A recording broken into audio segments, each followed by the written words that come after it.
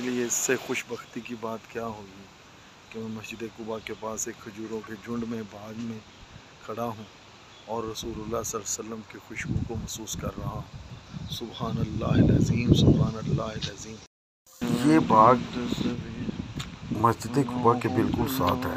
اس میں 1400 سال پرانا کنواں بھی ہے۔ جب پروفیسر احمد علی دیبی مجھے یہاں لے کے آئے اپنے دوستوں کے ساتھ، حافظ عرفان، مدثر اور داؤد کے ساتھ، اور اس باغ کے درمیان میں بنے ہوئے دسترخوان پر دسترخوان بچھایا گیا تو میرا دل شاد ہو گیا۔ یہ کنواں ہے جو 1400 سال پرانا ہے۔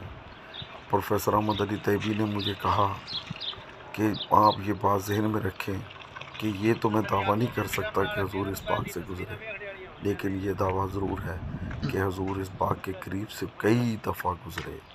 میں قربان ان گلیوں پر، یہ مدینہ شہر کے اندر یہ باغ آج بھی موجود ہے۔ سندھی ملازم ہیں، یہاں بیٹھ کے ہم نے نعتیں سنی، کھانا کھایا، قہوہ پی، چائے پی، اور دلچسپ بات یہ ہے کہ چائے بھی بکریوں کے یہاں دودھ کی 200 سال پرانا اور اس سے بھی سبحان اللہ۔ اے میرے آقا، آپ کے شہر سے پیار ہے، آپ جن راہوں سے گزرے ان راہوں سے پیار ہے، آپ جن راستوں سے گزرے ان راستوں سے پیار ہے، آپ جن پتھروں سے گزرے ان پتھروں سے پیار ہے، آپ جن باغات سے گزرے ان باغات سے پیار ہے۔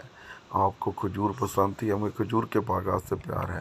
جب میں پاکستان سے چلا تھا تو میرا دل چاہتا تھا کہ میں کچھ وقت ایسے جو باغوں کھجوروں کے جھنڈ میں گزاروں۔ یہ میری خواہشات ہی مدینہ پاک پروفیسر احمد علی دیبی کے توسل سے پوری ہوئی۔ اس کے بعد بھی میں ایک دفعہ یہاں آیا۔ بہرحال یا رسول اللہ، میں آپ پر قربان، میری جان آپ پر قربان۔